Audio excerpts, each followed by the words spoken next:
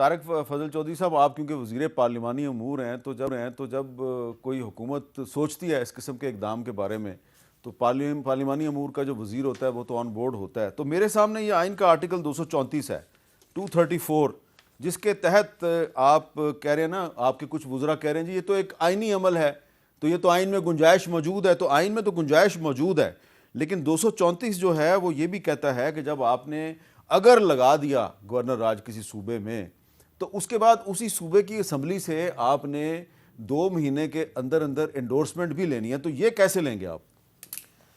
बिस्मिल्लाहिर्रहमानिर्रहीम। मीर साहब, सबसे पहले तो मैं ये अर्ज़ कर दूं कि बैरिस्टर अकील मलिक भी अभी जो बात कर रहे थे और आपने उनका क्लिप दिखाया है, तो उन्होंने भी ऑप्शन की बात की है कि ये ऑप्शन मौजूद है। फेडरल गवर्नमेंट ने अभी ये फैसला नहीं किया कि केपी में गवर्नर राज जो है वो लगाया जाए। एक ऑप्शन के तौर पे ये बात हुई है, और वो बात भी इसलिए हुई है कि देखें, दो चीज़ें हैं। एक है केपी के अंदर जो सूबाई हुकूमत होती है, उसका जो एडमिनिस्ट्रेटिव मामलात हैं, गवर्नेंस है, उसमें कितनी दिलचस्पी है, जो कि मौजूदा सूरत हाल में आपको ना होने के बराबर नज़र आ रही है, बल्कि ज़ीरो दिलचस्पी नज़र आ रही है एडमिनिस्ट्रेशन के मामलात में। और जो करोड़ों की आबादी का वो सूबा है, और वहाँ पे हर केपी में रहने वाला जो फ़र्द है, पाकिस्तानी है, वो मर्द हैं, वो औरतें हैं, बहन भाई हमारे, वो ना तो कोई सियासी रसाकशी में, ना किसी इंतशार और बदअमनी का हिस्सा बनना चाहते हैं। वो मामूल के मुताबिक अपनी ज़िंदगी गुजार रहे हैं और गुजारना चाहते हैं। वो चाहते हैं कि रूल ऑफ लॉ हो, डेवलपमेंट हो, तालीम और सेहत की सहूलियात हमें मिलें और अमन हो सूबे में। ये उनका राइट भी है और उनकी ख्वाहिश भी है। दूसरी बात यह है कि दहशत गर्दी, जिस तरह अफ़गानिस्तान से दहशत गर्दों की सरपरस्ती जो है वो अफ़गान तालिबान रजीम कर रही है, और हमारे सिविलियन प्लस हमारे आर्म्ड फोर्सेस के लोग जिस तरह अपनी जान के नजराने दे रहे हैं और शहादतें हो रही हैं, ये एक बहुत बड़ा कंसर्न है। और उसके लिए भी सूबाई हुकूमत को आपके साथ खड़ा होना ज़रूरी है। लेकिन आप देखेंगे वहाँ से भी आपको मिक्स आपको रवैया जो है वो नज़र आता है। नहीं, चीफ मिनिस्टर साहब जो हैं वो मजम्मत भी कर रहे हैं हमलों की, और जो शोहदा हैं उनके जनाजों में भी जा रहे हैं। मैंने आप ही के प्रोग्राम में यहाँ उनके शोहदा के जनाजों पे जाने के ऊपर मैंने उनकी तारीफ़ की थी जी, और उन्होंने बयान दिया था कि हम अपने बेगुनाह लोगों को दहशत गर्दों के हाथों जो है वो शहीद नहीं होने देंगे और मरता नहीं हम देख सकते, और हम उनका मुकाबला करेंगे। तो मैंने उस बयान को अप्रिशिएट किया था। ये जो सूबे का चीफ एग्जेक्टिव होता है, उसकी ये टोन भी होनी चाहिए और उसके ये ख्यालात भी होने चाहिए। लेकिन एट द सेम टाइम जब फेडरल गवर्नमेंट जो है वो दहशत गर्दों से निपटने की बात करती है, तो आपकी तरफ से अगर मुकम्मल ताउन नहीं होता अगेंस्ट द टेररिस्ट, जो अगेन मैं कहूँगा कि हमारे मुल्क में और केपी में फसाद फैला रहे हैं, अमन के दुश्मन हैं, तो उनके साथ आपको इकट्ठा होकर लड़ना पड़ेगा।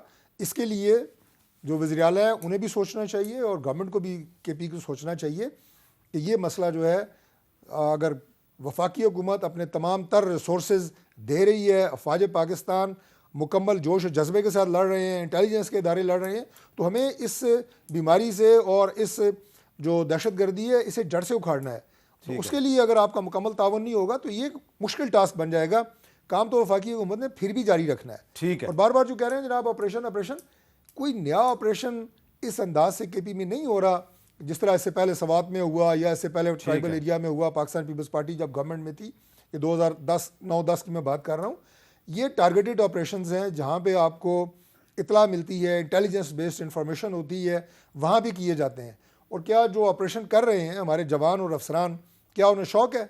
वो शौक से अपनी जानों के नजराने दे रहे हैं, वो लड़ रहे हैं इस मुल्क के लिए, इस मुल्क के बात अमन तो के गवर्नर लिए। राज की हो रही है जी। शाहिद खटक साहब, अब आप बताएं कि आपने वहाँ पे खैबर पख्तूनख्वा असम्बली में एक बहुत ग्रैंड अमन जिरगा किया, उसमें तमाम पार्टियाँ एक पेज पर नज़र आ रही थीं और आप तैयार हैं जनाब के दहशत गर्दी का मुकाबला करने के। लेकिन तारिक फजल चौधरी साहब कह रहे हैं कि उतना ताउन नहीं कर रही प्रोविंशियल गवर्नमेंट जितना चाहिए।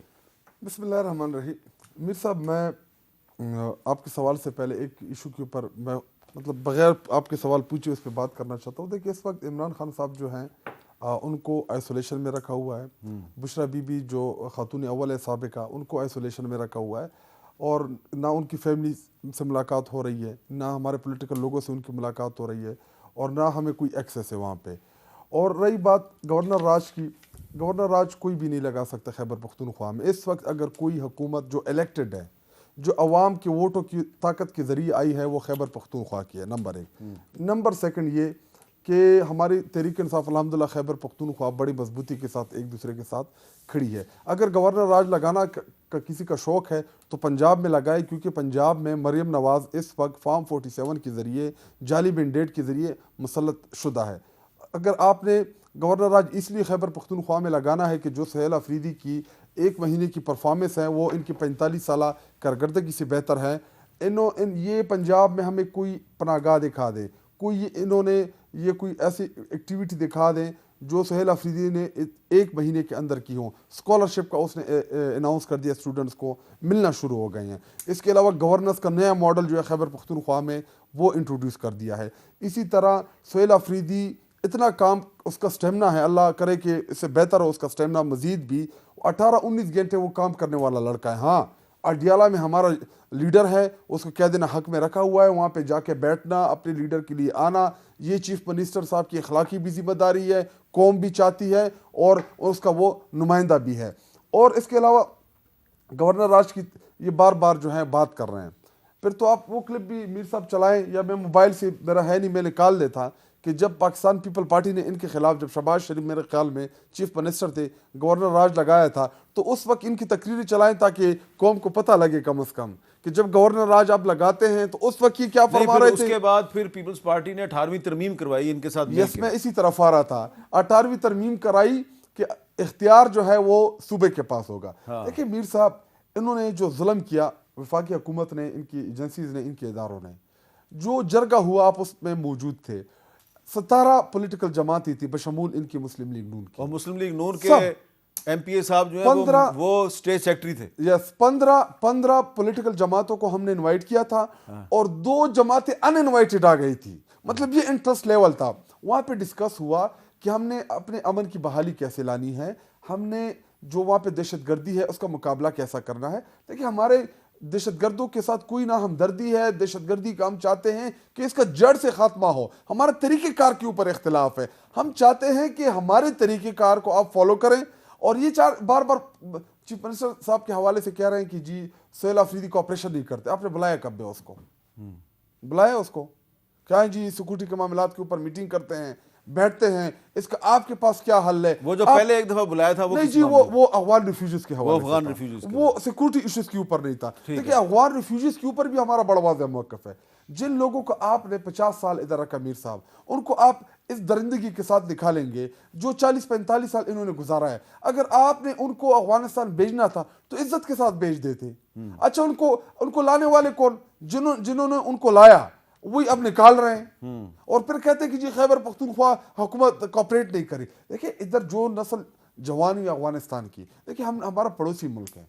हम चाहते हैं कि अफगानिस्तान के साथ हमारे बेहतर ताल्लुकात इसलिए हों क्योंकि Afghanistan directly proportion to Khyber Pakhtunkhwa, उसका इम्पैक्ट आता है। देखिए, जब जंग होती है, सिविलियन उसमें शहीद होते हैं, उसमें आपके फौजी शहीद होते हैं, उसमें आपकी पुलिस वाले शहीद होते हैं, उसमें आपके पॉलिटिकल लोग शहीद होते हैं। हम 80,000 लोगों के नजराने पेश कर चुके हैं मीर साहब। और ये बार बार खैबर पख्तूनख्वा में ऑपरेशन की बात करें, बलूचिस्तान का भी आप मुझसे बेहतर जानते हैं। अगर बलूचिस्तान का हाल अहवाल आप उनके सामने रख दें तो शायद आप भी ऑफ एयर हो जाएं। अच्छा, अब ऑफ एयर तो मैं पहले कई दफा हो चुका हूँ और मुझे इसका कोई खौफ नहीं है। दोबारा भी अगर किसी ने करना है तो शौक पूरा कर ले।